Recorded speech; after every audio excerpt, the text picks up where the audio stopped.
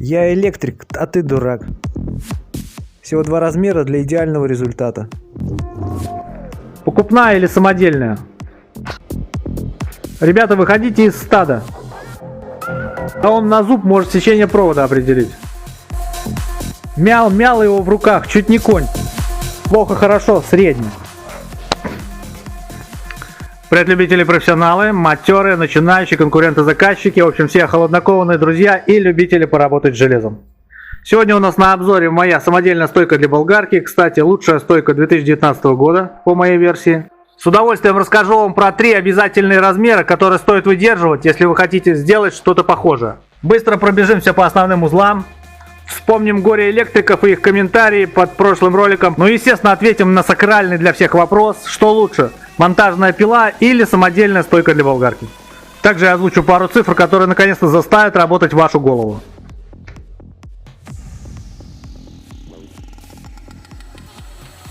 Так, сразу краткий экскурс в историю. Стойке уже 5 лет. Вот так она выглядела после реставрации в прошлом ролике. Если вы сравните две фотографии, то поймете, что стойка не простаивает. Она у меня постоянно в работе, а не стоит где-нибудь на стеллаже. Комплектовалась она вот такой линейкой с нехитрой схемой. А это просто 20 квадрат, вставлен в 25 и разлинейный. Так, ну а теперь основные размеры для особо нетерпеливых. И для этого нам придется вспомнить Архимеда и его рычаг, а также немного геометрии. Потому что чем длиннее рычаг, тем больше будет люфт на его конце. Даже если на основную ось вы поставите пару конусных подшипников и подожмете их, то все равно микроны, которые необходимы для свободного хода, на конце метрового рычага превратятся в несколько миллиметров. Также не забываем про вибрацию самого диска. Вот так и появляются сказки о том, что невозможно сделать прямой рез на самодельной стойке. А когда вы увидите кого-то, кто крепит болгарку на большом рычаге, то понимайте, что физику за 8 класс он просто прогулял.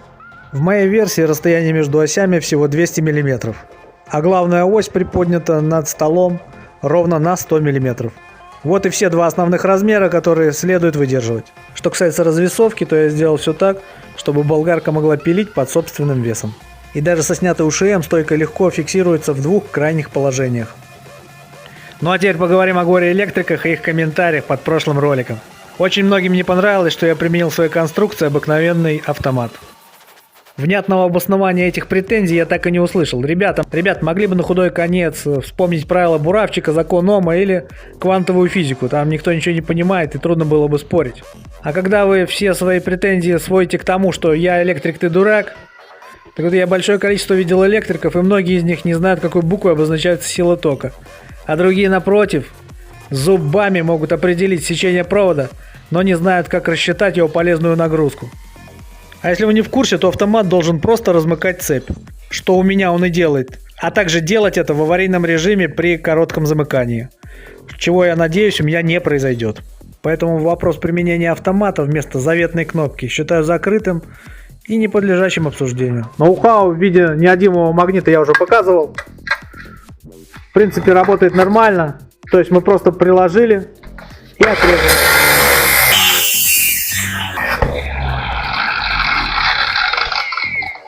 Никуда у нас ничего не ушло. В принципе, если сделать дополнительный магнит еще сюда, то будет работать в 2 раза лучше. Что касается конструкции стойки, то сделана была из того, что было под рукой, а именно обрезка трубы 40 на 20, толщиной стенки 2 мм. Кстати, отверстия под болты старайтесь сделать немного больше, потому что это уже вторая болгарка, и посадочные места у них немного разнятся. Основная ось крепится у нас на П-образном профиле, вместо него можно использовать толстостенный уголок. Сам поворотный механизм выполнен из обыкновенной втулки и болта с гайкой. Между втулкой и профилем установлены 2 пластины из 5-мм железа, размером 100 на 50 мм. Это позволяет увеличить площадь примыкания втулки к П-образному профилю, а также закрепить основную трубу, на которой крепится болгарка, в 2 точках, что увеличивает жесткость. Также на левой стороне установлен упор, который позволяет регулировать болгарку в опущенном состоянии. Что касается пружины, то регулируется она просто. Достаточно переместить ее на один виток. После сборки основных узлов я задумался об удобной ручке и сделал ее вот таким образом. Ну а потом под размер своего пальца просто прикрепил сюда обыкновенный автомат. Что касается всевозможных приблуд для углового реза, то они встречаются на многих самодельных станках. Естественно, на покупных версиях они тоже есть. Поэтому сейчас плавно переходим к вопросу, что лучше, покупная монтажная пила, либо недорогая самоделка. Так вот, ответ на этот вопрос прост как 3 копейки. Если у вас есть $200, а именно с такой суммы стартует вполне приличная монтажная пила, то, конечно, сравнение будет не в сторону самодельного станка.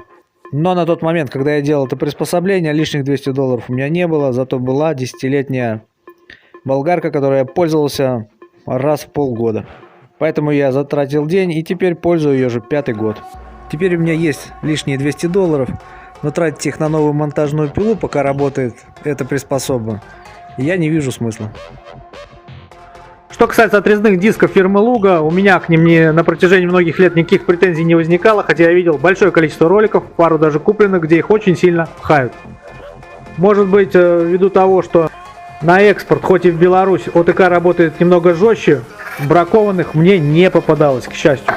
Правда, пару раз разлетался большой диск, но без видимых для меня последствий и чисто по моей вине. Поэтому ничего плохого говорить не буду. Работают и работают. Плохо, хорошо, в среднем. А теперь, ребята, как и обещал, очень полезная информация для головного мозга.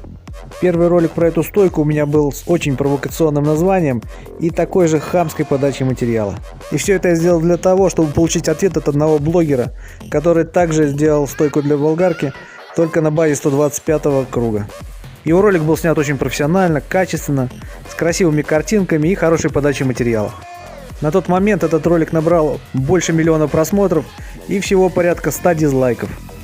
Чтобы показать работоспособность своей стойки, он все мял в руках вот такой 40-й профиль и даже положил его на станину, но, правда, не сделал ни одного реза. Человек очень запаривался с монтажом, с выбором нужного ракурса, но не смог даже в склейку показать, как работает его приспособление. Так вот, я предложил ему сделать это в прямом эфире, чтобы мы вместе, все несколько миллионов, посмеялись над полученным результатом, а заодно и посмотреть, как это делаю я своей болгаркой. На что он ответил, что у него просмотров миллионы, а у меня на то время не было даже 1000. Соответственно, его станок гораздо лучше. Поначалу меня это очень сильно задело, а потом я подумал, что из тех миллионов, которые посмотрели, всего 100 человек смогли понять и разобраться, что это всего лишь красивая картинка, пустышка и совсем не рабочая версия. Так вот, я был один из них, один из 100 тысяч. 1 к 100 тысячам, вполне неплохой результат. В общем, всегда ищите положительные стороны в любой ситуации. Ну а напоследок, ребят, хочется сказать, всегда включайте голову, смотрите, анализируйте, сопоставляйте. В общем, выходите из стада. И жмите на теребоньку, если никогда в нем не были. Все согласные и несогласные могут поставить лайки, дизлайки, прокомментировать. Не забываем подписываться, потому что скоро весна и будет большое количество хороших роликов. А на сегодня все. Всем удачи, здоровья, прорвемся.